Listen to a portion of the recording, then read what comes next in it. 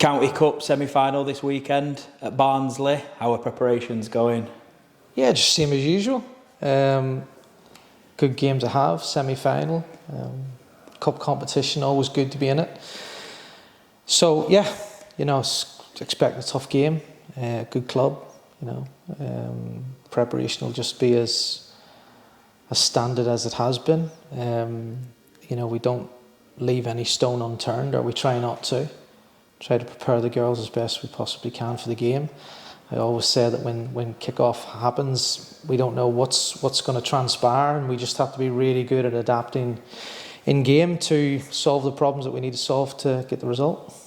What do you put the good cup form down to? Anything in particular? Because we've not even conceded a goal yet in the cup and scored, I think it's about 29. Yeah, listen, I don't want to get too carried away with those statistics, really. No disrespect to other teams, not appropriate anyway. But, at the end of the day, we're just here to try and win as many games as possible, whether it's a cup game, whether it's a league game. Whether subconsciously the girls are thinking a cup competition has a different dynamic to it. I think they've coped really well in the situations. I think in the last round we probably should have scored more goals, so I was pretty disappointed. But, like I said, we prepare as best we can for every single game that comes ahead, whether it's a cup competition, league competition, doesn't really matter. Maybe for other people to read into, nothing really changes for us, nothing's different. Of course, sometimes you have to, appreciate and consider different dynamic with the cup competitions, because it's, I want to say it is about the result, but you're trying to get through to another round or win as an ending, whereas league games are a little bit different until you get to the business end. But in terms of how we approach it, nothing really changes. Since you've come in, we've had a very good turn of form. Again, I remember you talking in the early days about the work that you're putting off the field and away from football as opposed to just on the field. And what we've seen is more positivity, more confidence around the place, and that's now bleeding out into results on the pitch, isn't it? Yeah, it is, but, listen, I still think we haven't hit the ground running yet. I think there's so much more that needs to come, and I think when it does hopefully click into place, it'll be good. But having said that, to say that I think we've been okay to have had the run that we've had is nice. It speaks volumes for, I suppose, some of the intangible things like the determination, the resilience of the girls to be able to cope in situations to get results. Do I think we could and should play better? Yes. But again, I think that we can't be too critical of the short space of time that I've been here. What I will say is it's not a one-person show, whether that's players or staff. I put down the good things that are happening to a lot of great people behind the scenes, a lot of tireless work and effort that goes on that no one really sees. And all those things added up create a bigger impact, if that makes sense.